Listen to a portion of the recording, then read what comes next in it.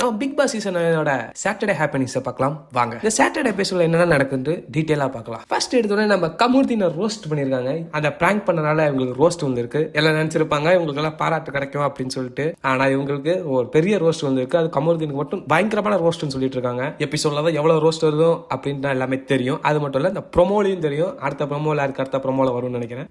அடுத்தது பாத்தீங்கன்னா நம்ம திவ்யா கணேஷ் அண்ட் சாண்ட்ராவுக்கு பயங்கரமான கிளாப் வந்திருக்காங்க. ஏஞ்ச உடனே அந்த அரங்க மதுரை மாதிரி ஒரு கிளாப் வந்திருக்கான். வரணும் தானே. ஏன்னா இந்த வீக் ஃபுல்லாவே ஒரு சேஞ்சஸ் வந்தது காரணமே இவங்க ரெண்டு பேரும் தான் சொல்லணும். முக்கியமா நம்ம சாண்ட்ரா சொல்லி ஆகணும். நம்ம கடைசி 3 நாள்ல சாண்ட்ரா வேற மாதிரி பண்ணிட்டாங்க தான் சொல்லணும். அப்புறம் பாத்தீங்கன்னா நம்ம ஒவ்வொரு கண்டஸ்டன்ட்டுக்காக கொஞ்சம் கொஞ்சம் ரோஸ்ட் விழுந்துகிட்டே இருந்திருக்குன்னு சொல்லியிருக்காங்க. ரோஸ்ட் விழுந்தது மட்டும் இல்லாம விஜய் பார்வதிக்கு அப்ரிஷியேட் பண்ணிருக்காங்களாம். விஜய்எஸ் அவங்க கேரக்டர் அவங்க சேஞ்ச் பண்ணனால அவங்களுக்கு அப்ரிஷியேட் பண்ணிருக்காங்க.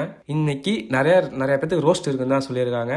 ஆனா சாட்டர்டே ஹேப்பனிங்ஸ்ல பயங்கரமான ஒரு சம்பவம் பண்ணி வச்சிருக்காங்க. அதை நான் நெக்ஸ்ட் வீடியோல சொல்றேன். அப்புறம் லாஸ்ட் நம்ம துஷாரை எவிட் பண்ணிருக்காங்க. இன்னைக்கான எபிசோட் அவ்வளவுதான் நினைக்கிறேன். நம்ம துஷாரோட எவிட் பண்ணிட்டு அவர் ஏவியை போட்டு வெளில போயிடுவாரு.